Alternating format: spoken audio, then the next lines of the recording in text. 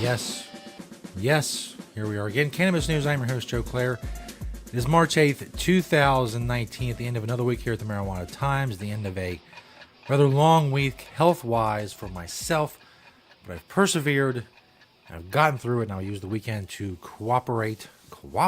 recuperate. I may cooperate, but that's not what's going to make me better. I need to recuperate.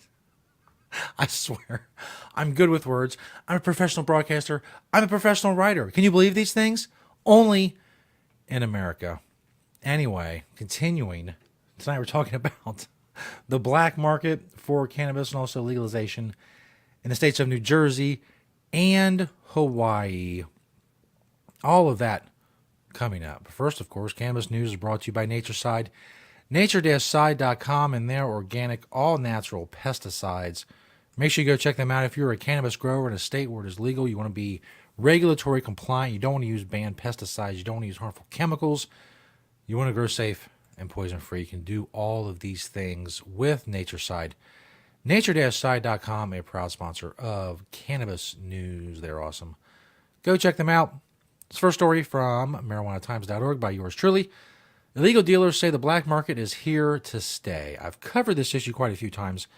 And when I've said then about the issue is the same thing I say in this article, which of course is linked in the description of this video, as are all stories that I talk about. You can also find it at marijuanatimes.org. Of course, legalization is not going to take away the black market. There's nothing magical that's going to happen. It's going to eliminate the black market overnight. The only thing that's going to whittle away and eventually overwhelm the black market for cannabis is competition from the legal market for cannabis. Now, for that to happen and for that to work, well, the legal market has to be able to compete with the illegal one, meaning in terms of variety, price, convenience, customer service, all the things that go into competition in any other industry, in any other place, is the same when it comes to cannabis. Now, obviously, the illegal dealers, they have an advantage. They have built up customer base. Some dealers have people that have been coming to them, or they've been going to these people for years upon years. So there's a lot for the legal market to overcome. There's obviously the natural advantages of the legal market, which is it's legal. You're not committing a crime to be involved with the industry.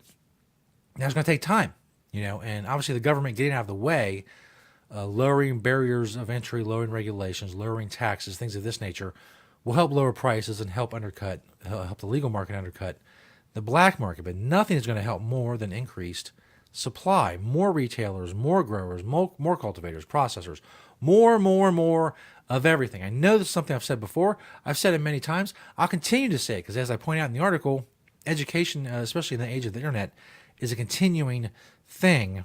As people come in and out and discover a show or leave a show or move on to some other show and they come back to this show or whatever. Which is a theme I'm going to hit on a lot. If you're worried about the black market and undercutting the black market, the legal market has to be able to have better variety, lower prices, all these things I just talked about. That will bring customers from the illegal market to the legal one. The legal one will grow, the legal one will shrink, and one day we'll refer to it in the same way that we do, moonshiners. Maybe illegal weed dealers in 20 years will have their own TV show because they're so rare. They'll be on the Discovery Channel or something. I don't know. But economics is the only thing that's going to eliminate the black market, and allowing more supply, more legal supply, more than any single thing is going to do that and allow the legal market to decimate the market share that the illegal market now enjoys. Now, did I say illegal market and legal market enough in that story? Will I say it more in this story? I don't know. Will I say it 40 more times before the end of the show as I just said it 40 times then? Who knows? It's all unpredictable. This next story is from Politico.com out of New Jersey. Bill would allow legalized marijuana, but only if voters give their blessing. And I know what you're saying. Hey, Joe, isn't the governor and the legislature working on just legalizing it through a vote and the governor's signature? Well, yes, they are. Oh, are you asking what happened to that? Well, would you believe it if I said that they're still working on it? Same thing I've been saying for over a year now. The governor and the legislature in New Jersey are still working on marijuana legalization. Believe it or not, this is something different.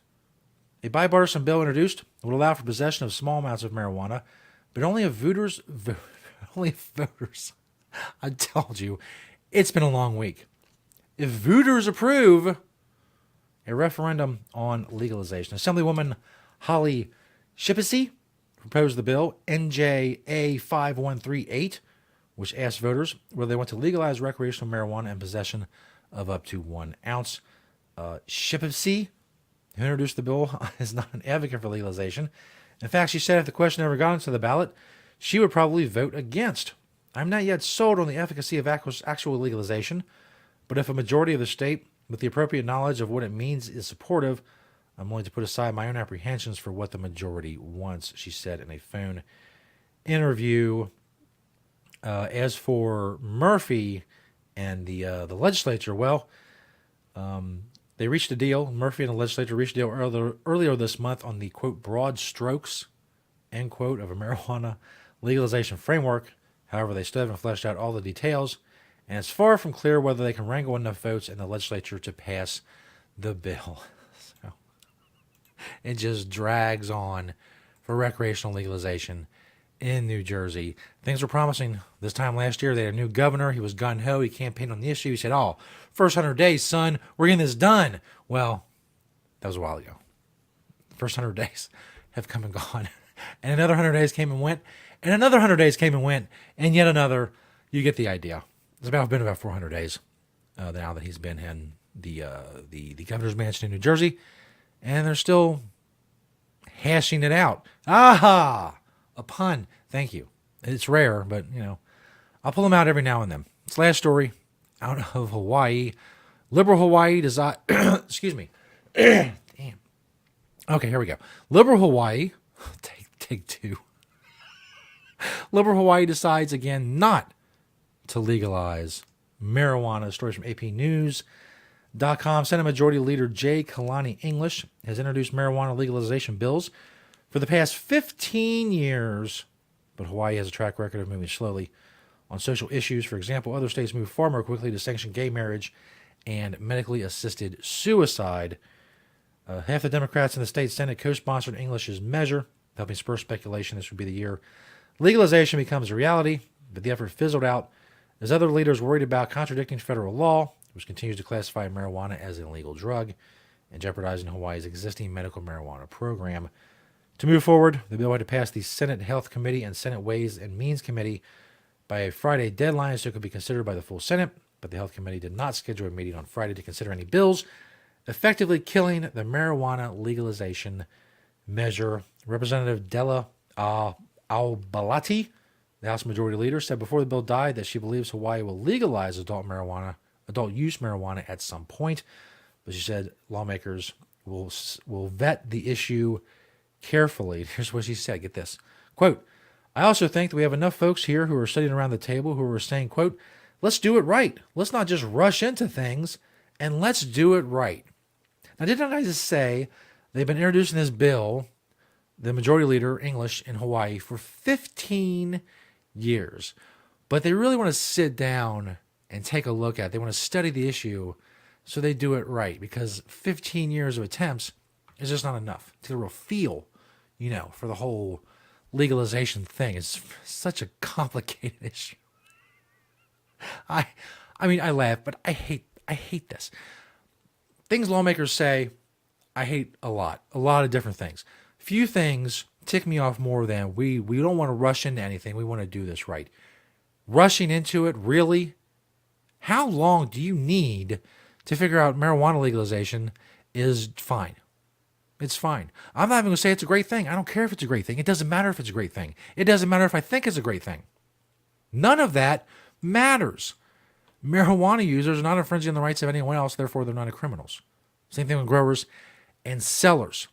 And that's why marijuana should be legalized. I don't care if you think it's a good thing. I don't care if it is a good thing. I don't care. I don't care if statistics show that marijuana has been the greatest thing to ever happen or the worst thing to ever happen. Legalization. I don't care. Marijuana users should never have been criminalized in the first place. And that wrong has to be undone. We have to cross back behind that line where we criminalize people for things that we just don't like. Enough of us decide we don't like marijuana. Well, marijuana is illegal. We don't think you should do it. You may think you should do it, but enough of us got together and we decided, no, you shouldn't. So now you can without being a criminal. That's the line we got to come back across. And I know it's hard, but it has to be done or we're screwed. I mean, what? There's no limit to the number of issues where if enough people got together, they could just say, well, we don't want people doing that anymore. We don't want people driving blue cars. We don't want people eating Big Macs. We don't want people going to Walmart.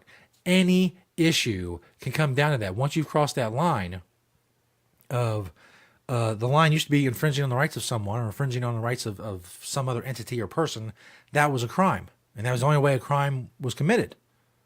There had to be a victim to the crime. But a long time ago, we decided, no, we're going to make moral judgments, and enough of us make that moral judgment, we'll criminalize something, as we did with things like marijuana and prostitution and gambling.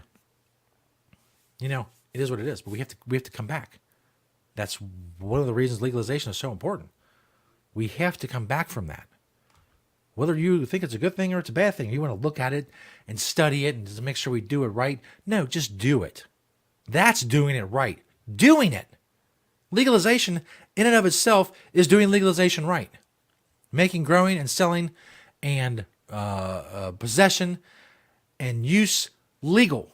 That is doing it right. Just do it. Quit with the talk. Just talk. God, so much yapping.